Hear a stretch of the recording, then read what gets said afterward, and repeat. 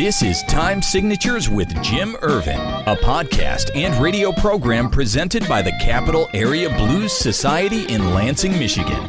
Driving up and down these Michigan roads, yeah. And now, here he is, your host, Jim Ervin. Baby, I'm home. Well, hello there. Thank you so much, Parker, and welcome to Time Signatures. I'm your host, Jim Ervin. Hello. And our guest today, to start with, is a three-time Grammy Award winner. The fact that he's won 3 Grammys is worth discussion alone, but he did it by winning Best Contemporary Blues Album not once, not twice, but 3 times, which is no easy feat. His latest album, Son of a Broken Man, released in 2024, is up for Grammy consideration once again this year, so anything is possible. I'm told he sounds a lot like Prince meets Leon Bridges, and having heard a bit of his music in preparation for this interview, I can see where the comparisons are drawn from. Ladies and gentlemen, I am pleased to welcome a gentleman some may know by his stage name, Fantastic Negrito, but his name is Xavier Dphrepaulezz. Welcome to Time Signatures, Xavier. How did I do with your last name? I think you did about what my dad would have expected. You did pretty good. All right. Thank you so much. Hey, listen, there's a great deal to discuss here, but I would love to begin by asking you about your earliest memories of music. My earliest has to do with my father. You know, he's a big part of my life as I wrote Son of a Broken Man. That whole album was about, you know, analyzing my relationship with my dad, which was complicated and tragic and traumatic with some love in there somewhere. And that goes back to music. I think the first thing that I heard him playing, he had an old Victrola with the crank, and he was playing Louis Armstrong, St. Louis Blues. Oh, wow. And I was like, that's a first. I was about 4, and I was like, oh my God. So it blew my little 4-year-old mind. I kept asking him what it was. Ba-ba-ba-ba-ba-ba. That lick, it just made love to my brain at 4. And yeah, that's my first memory and consciousness of music. And then he would played all kinds of Afro and Caribbean and jazz, and even classical, everything. He played it all. So you had a little bit of a mix growing up, didn't you? Absolutely. Yeah. Now, at the age of 12, your family, which included 15 children, relocated to Oakland, California. That in itself had to have been a difficult time because of the move. But as I read, you found yourself homeless shortly after, didn't you? Yeah, well, my dad had 15 kids, 14 by my mother, and one that I just discovered a few years ago. Oh, wow. Else. And yeah, my dad, he had a habit of kicking everybody out of the house. He was born in 1905. When I was born, he was 63, very old world, thinking, I disown you. Like, you've dishonored me type of a guy.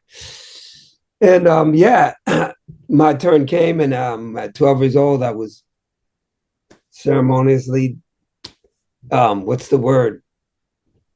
Excommunicated from his house. My dad, the closest person that I could compare him to in history is Stalin. My brother and I, we discovered that my dad is like Stalin. He would like send you off to Siberia. That means putting you into the system. Most of us grew up in the system. He would isolate you, stop talking to you. He's a complete authoritarian, and he was a very complicated person. Born in 1905, I mean, that was tough for a brother. I get it. Yes, sir. He had lots of demons, and yeah, he gave us hell in a way that's useful. Yes, sir. Now, I read that you became inspired to teach yourself to play music after learning and hearing the Dirty Mind album by Prince and learning that he was also self-taught. Talk about that journey a little bit, would you please?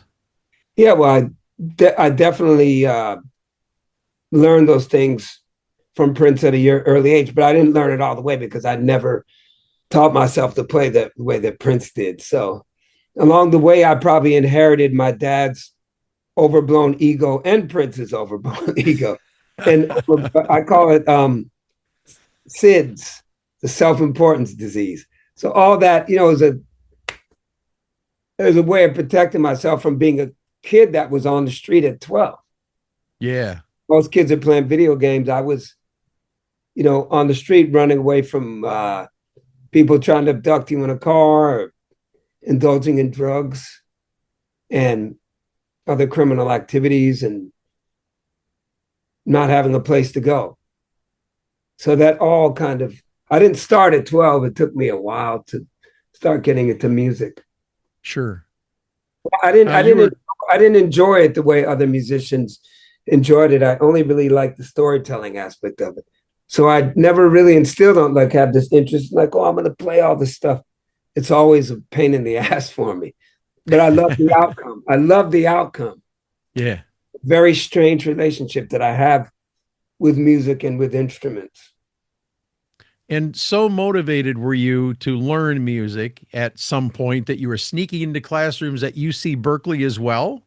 At 17, I would sneak into UC Berkeley because in the area that I lived, that was like the safe place. You were down on Pablo Avenue, that was the hood, And if you were coming out of that area into nicer areas, you get harassed. So my idea was UC Berkeley, the pinnacle of liberal existence, this university. And I would just go and say, hey, I'm a student here. I need a key for the piano room. Oh, no kidding. I'd sit in there and I'd just listen to these kids playing scales. I didn't know what scales were, but I just practiced with them. And that was my musical education, University of California, Berkeley, without ever attending. That's crazy. It is crazy, but that was normal to me to hustle like that at 12 and 13, 14, in order to survive, in order to eat, in order to, you had to hustle, and you had to grind, and you had to be innovative, and you had to be creative, and you couldn't be a victim. A message America could use right now. Yeah, no kidding. Now, one of your early record deals was ironically with Prince's former manager. How did that opportunity present itself to you?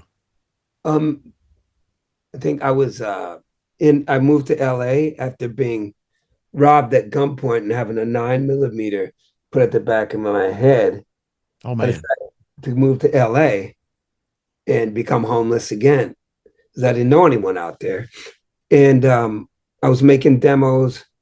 I had a demo, and for me, it's never good enough. Just like my Tiny Desk performance, I would have never turned that in if it was up to me. So nothing's ever good enough for me. So I was like, keep working on these demos. And some guy that I knew stole one of my demos and took it to Prince's manager at the Bel Air Country Club, because I would have never said it was good enough. I'd be working on that demo now at 57. No kidding. That's how I am. I always need no team, no dream. I need people around me to stop me and say, stop. So, and then I think his wife was playing the tape every day and loved the tape. And that was my first management deal, which he led me to a guy named Jimmy Iovine, who wasn't that known at the time, but is very known now. And he gave me my first deal on Interscope. How cool is that? It was pretty cool. Your first album, The X Factor, was released in 1996 under the mononym Xavier and released on Lexington House Records. Now, at this early stage, did you feel that your trajectory was taking you in a good direction? Maybe you're just kind of getting a little bit of growth going?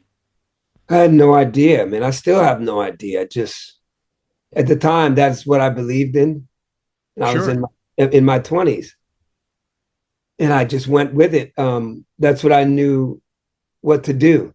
Music had become a friend. It had become a savior. It had become the sword that I would wield for the rest of my life. And I always trusted in it and went with it. And I think that's true to the day. I never know. When I know, I'm in trouble. When I know that it's not, it ends up bad. But not knowing, it's a beautiful occupation. To be uncertain all the time. Do you think does that give you an edge, you think? I don't know. If I knew all this stuff, I'd patent it, I'd put it in a book, and I'd sell it to everyone. I don't know. I honestly don't No, I just know that, I was born with a head full of music. Most of it's probably not that good. I get it, but some of it is. I don't know, man. I've heard Uh, some of your stuff. It's pretty damn good. some, I mean, you don't hear the stuff that no one else hears. But Right on. I think that humility and gratitude, like it teaches me all these things, which are very necessary, and to keep trying and to never give up. And I love those themes.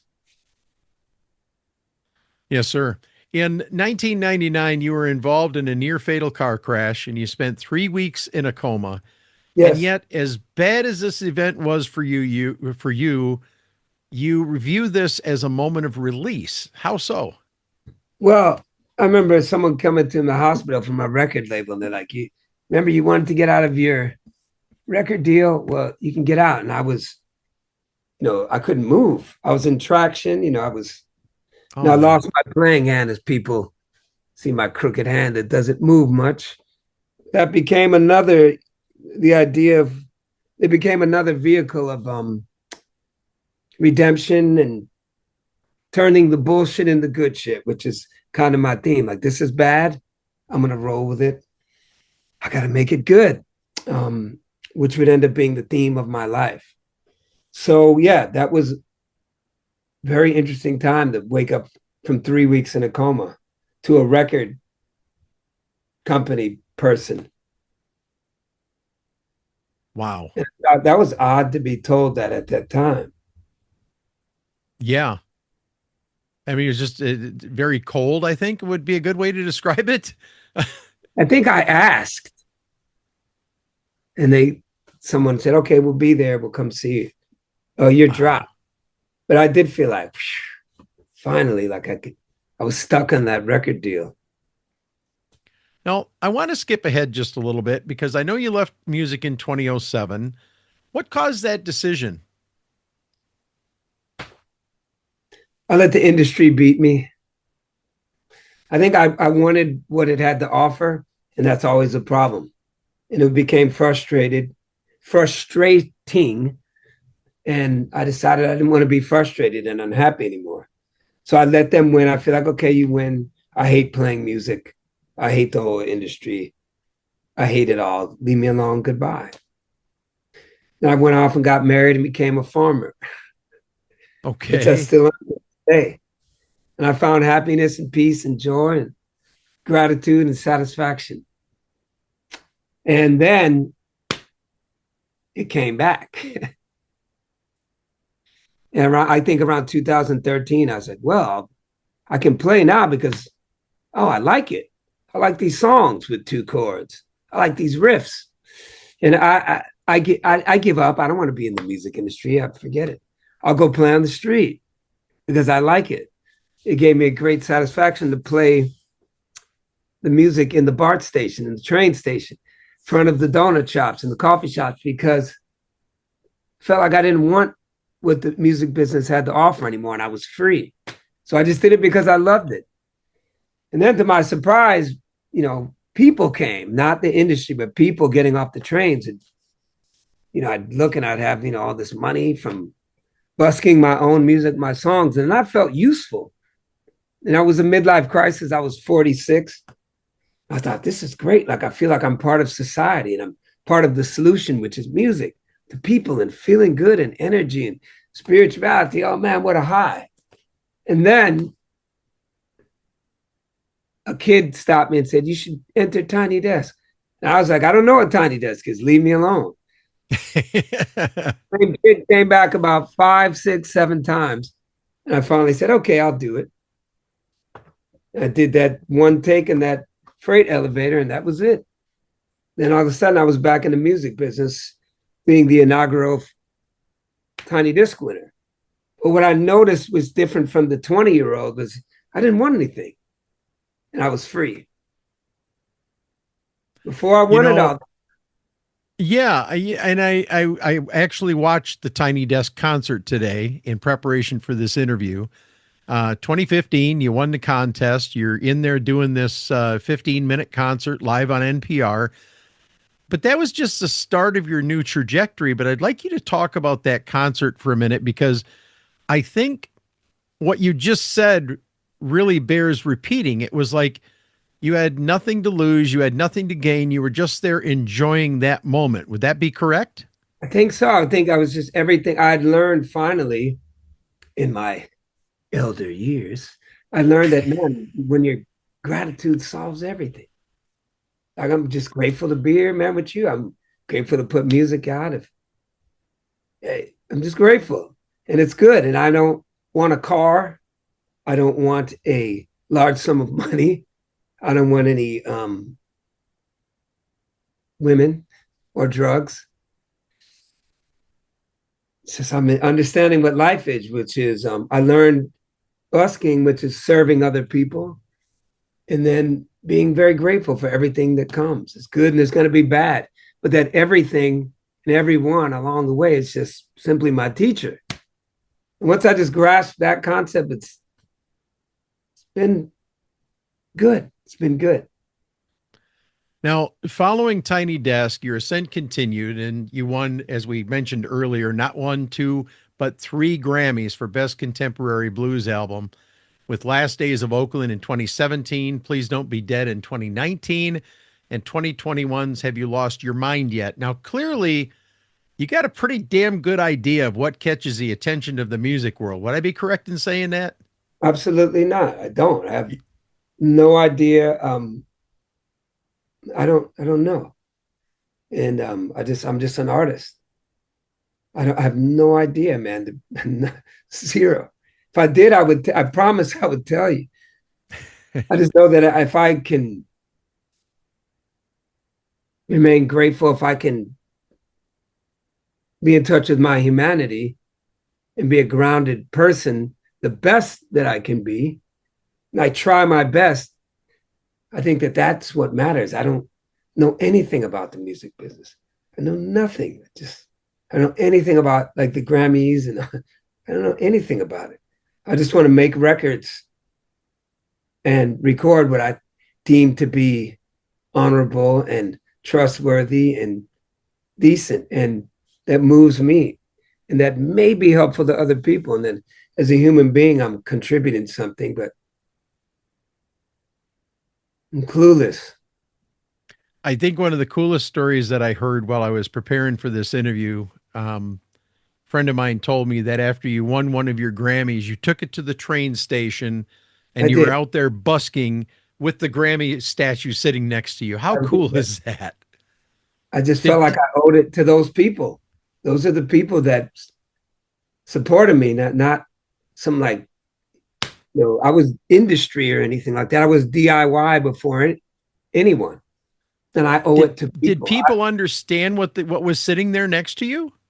People were like, man, that's not real. I was like, I just played on. Okay. Of course, I had my homies like on, making sure nobody did nothing. Right. They're 100 feet from me, boy. We grew up in the Bay Area. We know what time it is. So I think, I don't know. I owed it. That's what I needed to do. I'm actually going to do a December tour of all those train stations again. Are you really? Yeah, I feel like I always feel like you owe people. You owe the shoulders that you stand upon, you owe it back to people. That's the bill at the end after you've had this amazing run. I really look forward to doing that because I think it'll be beautiful. Just reconnecting. I mean, whenever I can sneak out somewhere at midnight, just go stand in front of a place and I play until I get recognized and I pick up and leave.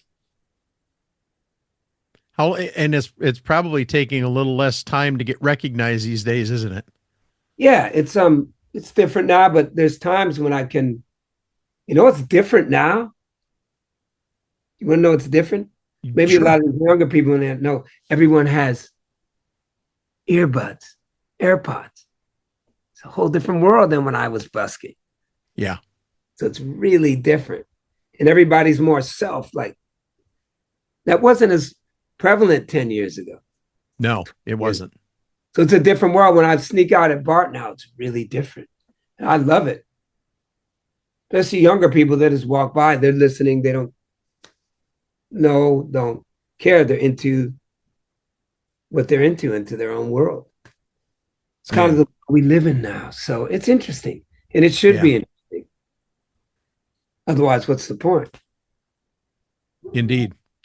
Well, skipping ahead to your latest album, which, as I understand, was just released over a year ago. It's called Son of a Broken Man. Yes. Xavier, there are some deeply moving songs on this album, man. I'm being honest with you. I love some of the stuff on here. My first take after listening to the entire album, the song Hope Somebody's Loving You, to me, felt a lot like Bryan Adams' Have You Ever Really Loved a Woman? And I mean that completely in a complimentary way. It was just a solid tune, but it was like I heard it before. It was like I was feeling familiar feelings when I was listening to it. Yeah, thank you. And I take any compliment. I get so many comparisons. People say so many different things to me. I just learned to take them and accept them as people's interpretation. Yeah, that song was very interesting. Yeah, I wanted the song to be about, that's kind of the most important thing. I felt very unwanted as a child. And I know that what makes people better is if they're loved and if they're cared for. But a lot of that, and I was in Europe trying not to cheat on my wife or something too. It's like, don't do that. I hope somebody's loving you. It helped me. It's hard on the road. So anyway, thank you. Yeah, I like songs like that. It just comes, that's natural. That's what it is. That's what it feels like. I don't have to really write it. It writes itself. Yes, sir. Now, knowing that your background with your father, I would like you to talk a little bit about that title track for a minute, Son of a Broken Man. You said that this is a conversation with him, correct? It is. It is. Even I hope somebody's loving you. I've realized my dad wasn't a person that was loved growing up. So it made him a very broken person. And I feel like people like plants, being a guy that plants stuff, if you don't love those plants, they won't perform for you. They won't provide for you. It's the same with people. So a lot of it was, my dad stopped talking to me when I was 12. That was it. Never heard. So you never had communication with him after that? Nope. Wow. What can you do? That's the deck I was served in life. Yes, sir. He was broken. My take is like, I won't be broken. I try to learn from his lessons. I don't think he was a bad person. I think he made very bad choices. Not a bad person. People think that they're right. Like, I think I'll make this kid go live on the street. It's a good idea. I don't think he thought he was evil. He thought he was doing the right thing. And probably back in that time frame when he was growing up, that probably was the accepted norm back then. Yeah, but my dad systematically did it to all of his kids. That was his way. Oh, puberty, you got to go. I don't know. It's kind of funny. I don't know if you have kids. I mean, you can. Oh, yeah, I got 3 of them. So can you imagine 12? It's like, no, I really can't. Yeah, I can't either. But somehow I made it. I'm making it. I'll say that. Yeah. Yeah, you're work in progress like everybody. It's hard to recover from that stuff that you encounter. I can imagine. Well, Xavier, where can we send people to learn more about you? Maybe help them find some music or merch or book you for a gig? Well, I'm kind of a marketing nightmare, and I put that on my social media.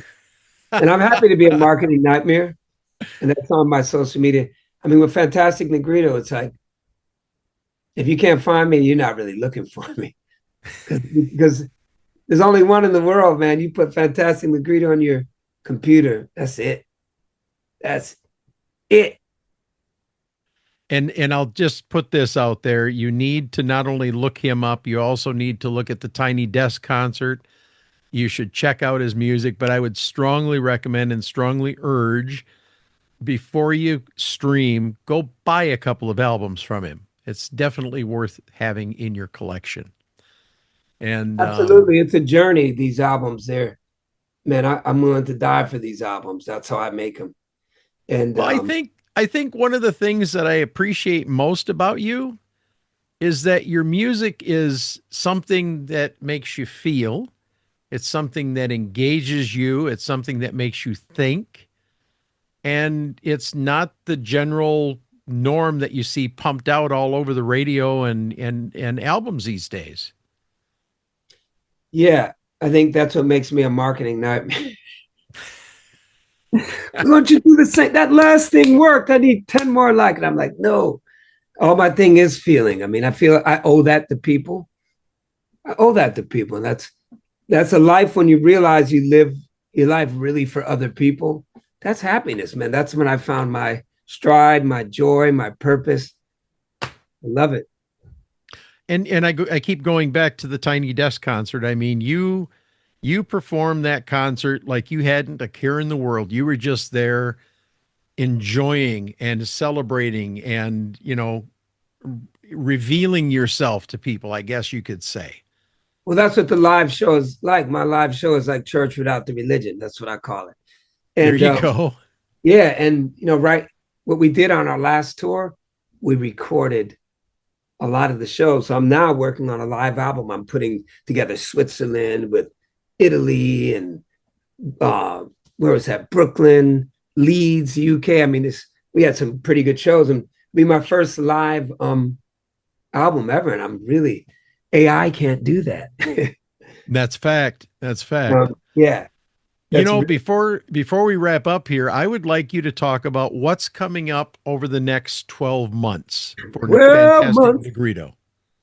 12 months. Well, Storefront Records, which is my record label, we've launched our first artist besides me. Her name is Everything Velvet. So more of her music is coming out. We have a live album that will be coming out, which should be about around the spring. And then I'm doing this EP called Songs That People Made Me Sing. Nice. Okay. Well, I don't do covers. I never like covers, but recently I've decided to sing some covers that people are asking me to sing. And I just performed it at the Grand Ole Opry. What's that place? Ryman Theater. The Ryman. Wow. I did John Prine, whom I didn't know much about. Come on, baby. Yeah. Ride with me. I did that. So I recorded that. I'm doing The Doors in 2 weeks. I'm doing Break On to the Other Side in 5 to 1. So I'm actually recording them in the way that Fantastic Negrito would. And then Bob Dylan's people just asked me to do something. So I'm considering taking all these songs and I'm compiling a EP, like songs people made me sing. I think it's interesting. It's different. I love the title. It makes me uncomfortable to sing other people's songs. And I feel like, yeah, then that's where I should be. That's what I should be doing.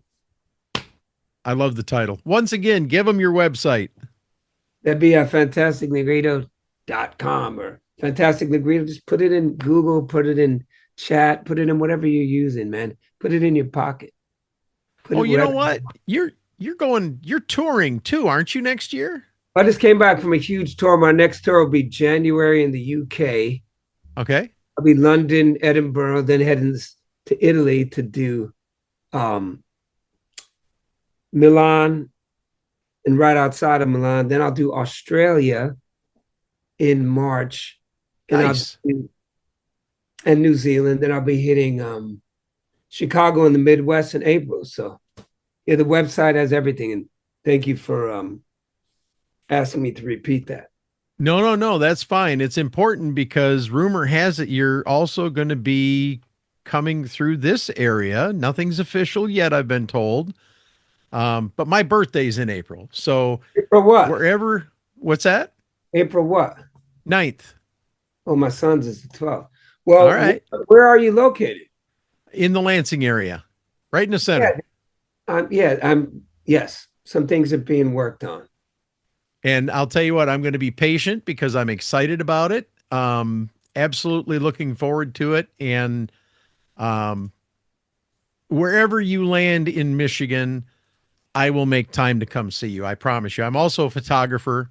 And I'll bring my camera. I'll make sure to get some pictures for you, and look forward to meeting you in person. How's that sound?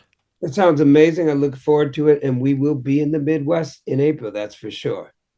Beautiful. Xavier Dphrepaulezz, it has been a pleasure, sir. And do me a favor, would you please, anytime you have an album or a tour to talk about, you have a microphone available right here, man. Anytime that you want. Awesome. And thank you. Very kind of you. Thank you, sir. Now, before we close this edition of Time Signatures, I'm sorry, go ahead. I said it's very kind of you, and I feel lots of gratitude just having the opportunity to sit down and talk with you. Thanks so much. Indeed. Hang on, let me tie the ribbons on here, and I'll wrap up with you in just a moment. Before we close this edition of Time Signatures, I want to tell you about Joe Bonamassa's Keeping the Blues Alive Foundation. Now, some of you know KTBA for their annual cruises, but did you know that they also have a program called Fueling Musicians? This initiative is designed to provide financial support such as food, shelter, and more to help struggling musicians, music educators, and industry professionals get back on their feet. Additionally, they also have KTBA Records, a label that has reignited the music careers of musicians like Dion, Joanna Connor, Larry McRae, and others. There's also so much more. Please visit keepingthebluesalive.org today and make a tax-deductible donation in any amount. It's time and money well spent, and as always, thank you for your consideration. And that wraps up this edition of Time Signatures. Once again, my thanks to our guest, Xavier Dphrepaulezz, but also to you, for without you, none of this would be possible. Jim Ervin reminding you, keeping the blues alive is everyone's responsibility, but preserving the history of the blues one story at a time is my mission. Until next time, so long, everybody. This has been Time Signatures with Jim Ervin, presented by the Capital Area Blues Society in Lansing, Michigan. For more information on cabs, visit capitalareablues.org. You can find this episode and past episodes at lcconnect.org. The Time Signatures theme song, Michigan Roads, is used by permission and was written by Root Doctor, featuring Freddie Cunningham. You know I'm trying, baby, driving up and down these Michigan roads, yeah. Until next time, keep on keeping the blues alive. Baby, I'm home.